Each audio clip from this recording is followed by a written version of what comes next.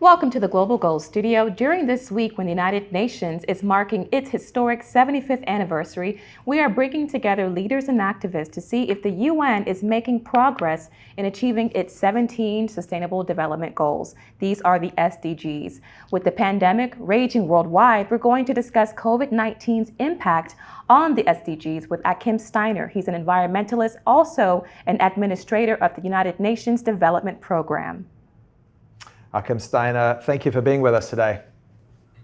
Good to be with you, Richard and Chika. Thank you. So if I may start, the SDGs are a blueprint. They're also a call to action. It's supposed to obviously make the sustainable future a reality for everyone. But of course, the world has been rocked by COVID-19. Many countries are on the verge of or experiencing a second wave of illness and death. In the face of this kind of pandemic and the very mixed response to it by world governments, has COVID-19 pushed back any reasonable chance of reaching those goals by 2030? I think what we can say without any doubt is that we have had a major setback, and I think that is already becoming self-evident. As many of you might know, UNDP, as part of the UN's overall response, is providing the technical lead on all the socioeconomic assessments. They've been done in over 100 countries. The numbers are sobering, they are shocking, they are frightening. So I think in whichever way you want to measure progress, there is no question that we have had a major setback, and we still don't know how that will carry through into next year. But to those who always then quickly jump to the conclusion, does that mean the SDGs are no longer relevant? Are they unachievable? Right. I would say be careful, because out of crisis come extraordinary opportunities. And I think we have seen in the past also that setbacks can also focus our attention.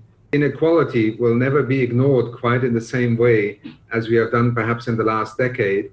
When you look at our health systems, or when you look at our social protection systems, also digital connectivity or the digital gap suddenly has become a defining issue in the way that we look at our societies and their ability to move forward. So whether it is on climate, whether it is on digital, whether it is on inequality, I think much will depend on the choices that we make as societies in the years that remain. And just a last thought, the SDGs are goals. They are a way of thinking about development. They're a direction.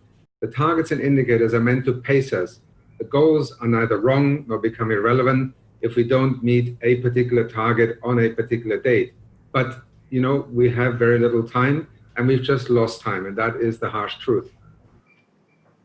And Mr. Steiner, as we all know, the coronavirus has had such a dire impact on populations already suffering from poverty, war, and disease.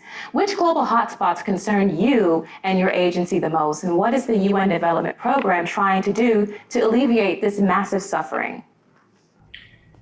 One of the strange things about this pandemic is that it is in some ways almost unique in the fact that it is happening simultaneously across virtually every country. So UNDP is present in 170 countries. We are learning a great deal. Yes, there are some countries that are richer, have a more developed health infrastructure, or may have a social security system that can provide the kind of temporary basic incomes that people now need to survive.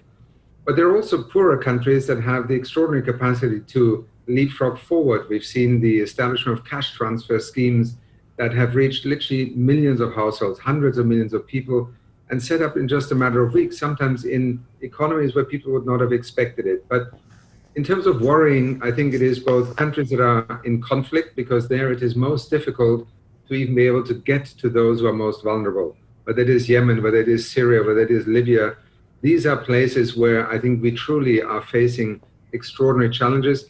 And then where most of the world's poor are. And I think this is in part the African continent, where we do need to look very carefully. How do we help a continent that already has very limited fiscal space, as it is often called, to put in place the response measures? So UNDP is very much focused also on these two, let's say, geographies and contexts or realities. Achim Steiner, just briefly, what have you seen and heard during this important week that gives you hope? What should we be focused on for accelerating work that needs to happen going forward? I think whenever you listen to young people, I think we need to give them far more space in our public arenas, in the debates, because what they bring is, one, a sense of realism, they are not naive about reality, but they also have retained that capacity to imagine. They have the courage and they give us hope. And I think whenever you listen to young people, they are pointing the way into the future. And the future is not dystopian. It is just a way of trying to get out of a terrible situation. And I think their skills, their energy, their innovation, that's what will carry us through. That's a great point. Please stay with us. We're going to take a brief break. You're watching the Global Goals Studio.